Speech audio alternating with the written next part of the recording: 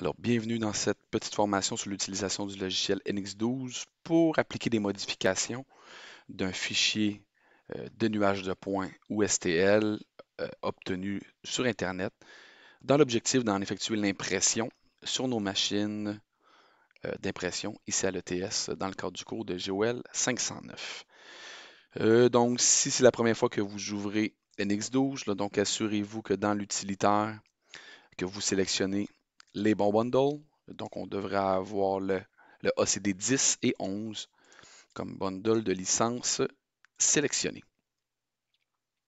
Je vous invite à créer un nouveau modèle, soit par CTRL-N ou dans Nouveau, sous Modèle, pouce, ici Modèle, et aller le porter là, dans votre dossier. Donc, accès rapide. Donc, j'ai mon OneDrive en GOL et laboratoire démo. Je vais me faire un nouveau dossier que je vais appeler ici.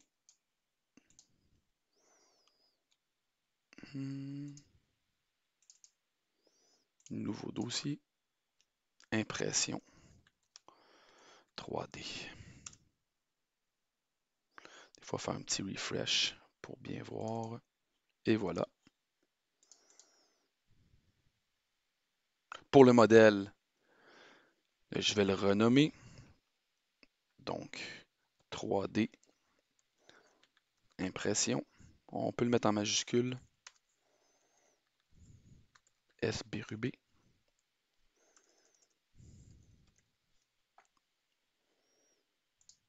Les underscores.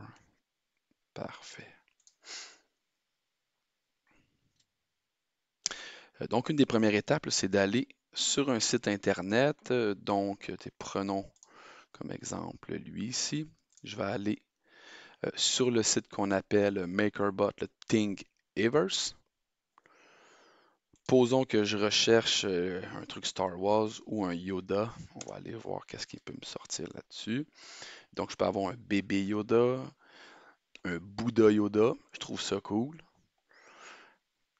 OK, donc présentement, moi je crois que le Bouddha Yoga, j'aimerais bien. Donc, on peut aller voir le type de fichiers qui sont là.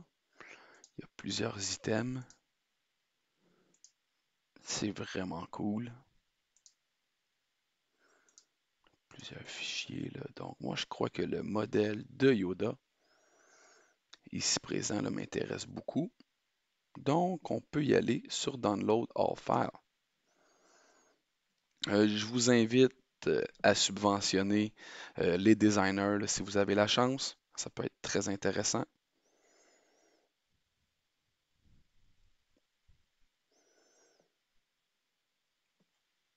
OK, donc, partagez votre fortune commune pour les créateurs de ce monde.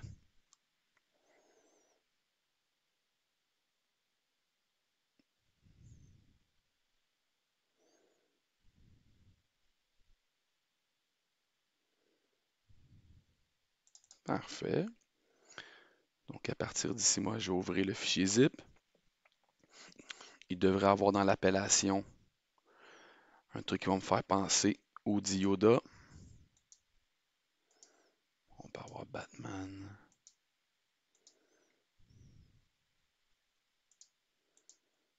Donc, je peux aller maintenant dans téléchargement, le Pop Bouddha. Et je vais vous avouer que le Bouddha, le STL ici, qui m'intéresse beaucoup.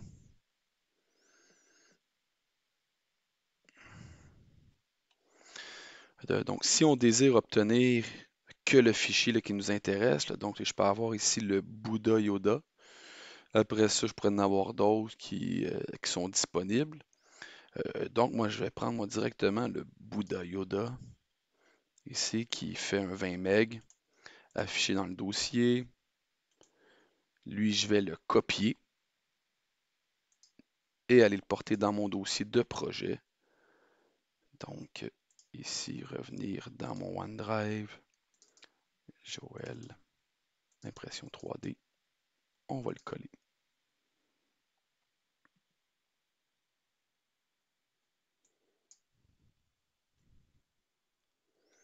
Parfait. À partir d'ici, on revient dans NX. On va importer un fichier STL. On va aller récupérer sur le PC.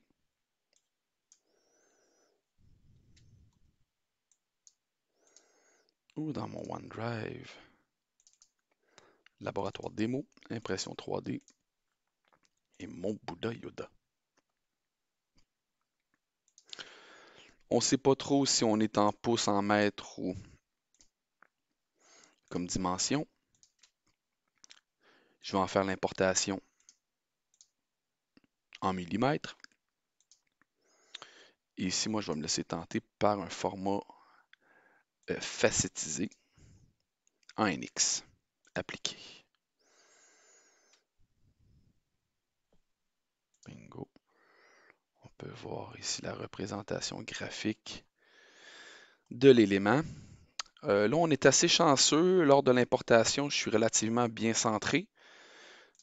Et donc, à partir d'ici, moi, je devrais voir un corps là, qui est facettisé. Oups, mes autres fenêtres ont embarqué. Et donc, potentiellement, puis il me reste à évaluer si mon Yoda lui fait la bonne dimension. Là. Donc, je démarre une esquisse et je vais me faire un rectangle centré des dimensions de 2 pouces par 2 pouces. Donc, ici, 2, hauteur de 2. OK, donc mon Bouddha, en ce moment, est plus gros sur la largeur. On va terminer l'esquisse et faire une extrusion, mais en mode surface pour mon esquisse pour lui donner une dimension de 2 pouces. Okay, donc on peut voir que mon Yoda en ce moment l'excède le critère qui est demandé là, par le laboratoire de rentrer là, dans une boîte englobante de 2 pouces par 2 pouces. Donc, on va aller dans l'édition, transformer. Je vais pouvoir transformer un corps qui est facettisé et faire un facteur d'échelle. Donc en anglais, si vous travaillez à partir du laboratoire de l'école, ça risque d'être en anglais. Donc le facteur d'échelle, c'est scale. Je vais utiliser le point par défaut, la 0,0, pour effectuer mon origine.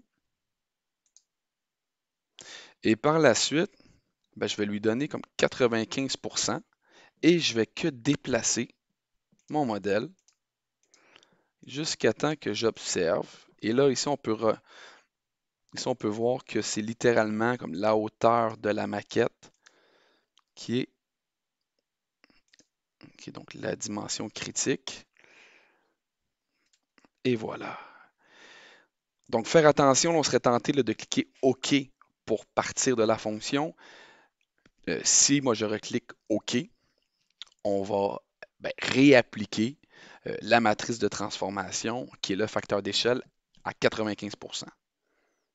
Annuler pour terminer. Là maintenant, je suis persuadé que mon Bouddha Yoda, qui va respecter l'intégralité du requis du cours.